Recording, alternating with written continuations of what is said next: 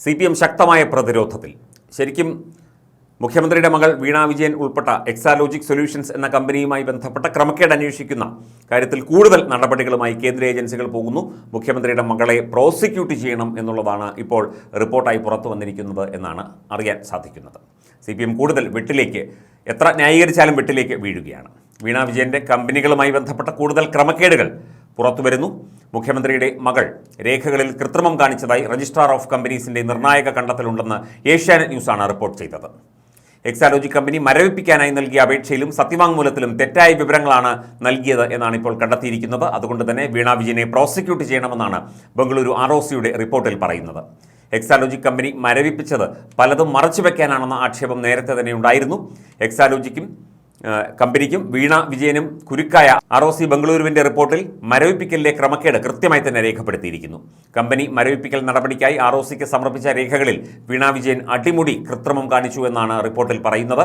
മരവിപ്പിക്കലിന് അപേക്ഷിക്കാനുള്ള യോഗ്യത പോലും എക്സാലോജിക്കിന് ഉണ്ടായിരുന്നില്ല. 2 വർഷത്തിനിടയിൽ ഒരു ഇടപാടും നടത്തിയിട്ടില്ലാത്ത കമ്പനികൾക്ക് മാത്രമാണ് മരവിപ്പിക്കൽ അപേക്ഷ നൽകാൻ സാധിക്കുക. ഇത് മറച്ചുവെച്ചുകൊണ്ടാണ് 2022 എക്സാലോജിക് സൊല്യൂഷൻസ് മരവിപ്പിക്കൽ അപേക്ഷ നൽകിയത്. അതുതന്നെ ക്രമവിരുദ്ധമാണ്. 2021 മെയ് മാസത്തിൽ എക്സാലോജിക്ക് ഇടപാടുകൾ നടത്തിയതിന് രേഖയുണ്ടെന്ന് ROC കണ്ടെത്തി. തീർപ്പ് കൽപ്പിക്കാത്ത നിയമ നടപടികളോ നികുതി അടയ്ക്കാനുണ്ടെങ്കിലോ മരവിപ്പിക്കലിന് അപേക്ഷിക്കാനാകില്ല. നിയമ നടപടികൾ ഇല്ലെന്നും നികുതി ബാക്കിയില്ല എന്നുമാണ് എക്സാലോജിക് സൊല്യൂഷൻസ് നൽകിയ രേഖ. ഇത് കൃത്രിമ രേഖയാണെന്ന് പറയപ്പെടുന്നു.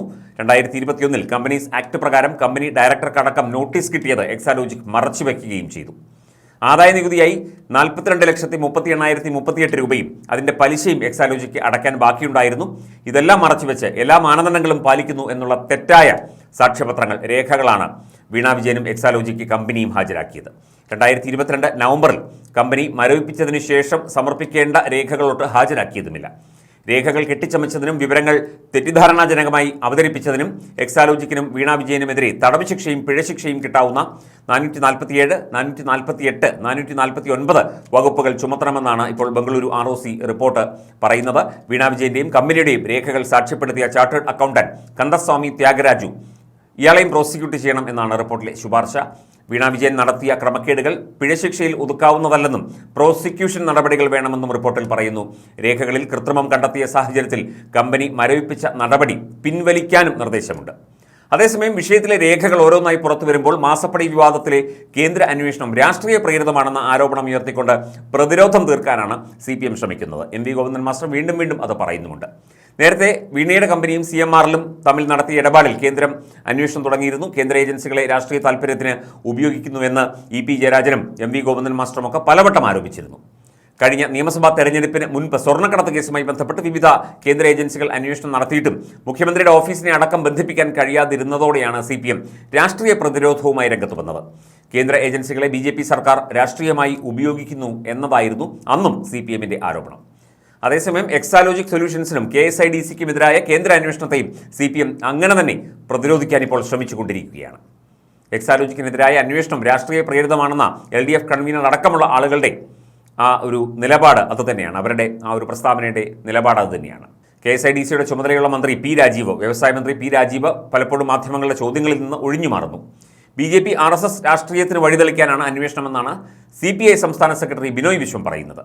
2 സ്വകാര്യ സ്ഥാപനങ്ങൾ തമ്മിലുള്ള സുതാര്യ ഇടപാടാണെന്ന് പറഞ്ഞിരുന്ന CPMന് KSIDC കൂടി അന്വേഷണത്തിൻ്റെ ഭാഗമായതോടെ ഇനി ഒഴിഞ്ഞു മാറാൻ കഴിയുമോ എന്നുള്ളതാണ് എല്ലാവരും ഉറ്റുനോക്കുന്നത്. കരിമണൽ കമ്പനി CMRലുമായി വീണ വിജയൻ്റെ ഉടമസ്ഥതയിലുള്ള എക്സാലോജിക് സൊല്യൂഷൻസിൻ്റെ ബന്ധം, അതിൻ്റെ ഇടപാടുകൾ ഒക്കെ തന്നെ അന്വേഷിക്കാനാണ് കേന്ദ്ര കമ്പനി കാര്യ മന്ത്രാലയം നേരത്തെ ഉത്തരവ് പുറപ്പെടുവിച്ചത്. 2017 എക്സാലോജിക്കും CMRലും മാർക്കറ്റിംഗ് കൺസൾട്ടൻസി സേവനങ്ങൾക്കായി കരാറിൽ ഒപ്പുവെച്ചത്. കരാർ പ്രകാരമാണ് വീണയ്ക്ക് എല്ലാ മാസവും 5 ലക്ഷം രൂപയും എക്സാലോജിക്കിന് 3 ലക്ഷം രൂപയും CMRൽ നൽകി വന്നിരുന്നത് എന്നാണ് പറയുന്നത്. എന്നാൽ പണം നൽകിയ ഈ കാലയളവിൽ വീണയോ ഈ കമ്പനിയോ ഒരു തരത്തിലുള്ള സേവനവും CMRലിന് നൽകിയിട്ടില്ല എന്ന് ഒടുവിൽ കണ്ടെത്തുകയായിരുന്നു.